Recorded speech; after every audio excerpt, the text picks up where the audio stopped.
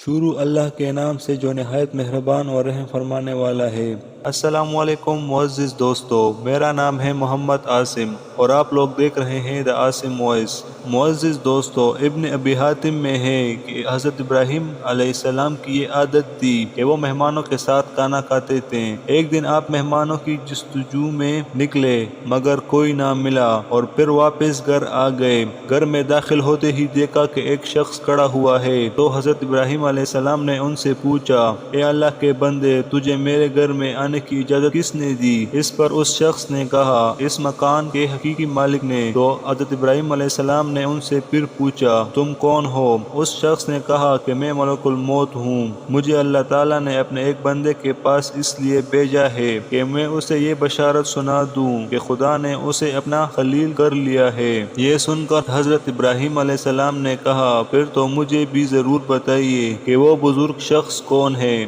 خدا کی قسم، گودائے زمین کے کسی بھی گوشے میں ہو، میں ضرور اس سے جا کر ملاقات کروں گا اور پھر اپنی باقی زندگی ان کے قدموں میں ہی گزار دوں گا۔ یہ سن کر ملک الموت نے کہا، وہ شخص آپ خود ہیں؟ آپ نے پھر دریافت فرمایا، کیا سچ مچ میں ہی ہوں؟ فرشتے نے کہا، ہاں آپ ہی ہیں۔ آپ نے پھر دریافت کیا، کیا آپ مجھے یہ بتائیں گے کہ کس بنا پر اور کن امور پر اللہ تعالیٰ نے مجھے اپنا خلیل بنایا ہے؟ اس پر ملک الموت فرشتے نے فرمایا، اسی لیے کہ تم ہر ایک کو دیتے رہتے ہو اور کسی سے خود طلب نہیں کرتے۔ اور ایک روایت میں ہے کہ جب حضرت ابراہیم علیہ السلام کو خلیل اللہ کے ممتاز اور مبارک لقب سے خدا نے ملقوب کیا، تب سے ان کے دل میں اس قدر خوف خدا اور ہیبت رب سما گیا کہ ان کے دل کا اچھلنا دور سے اس طرح سنا جاتا تھا کہ جس طرح فضاؤں میں پرندوں کی آواز سنی جاتی ہے۔ یہ واقعہ تفسیر ابن کثیر میں لکھا ہوا ہے۔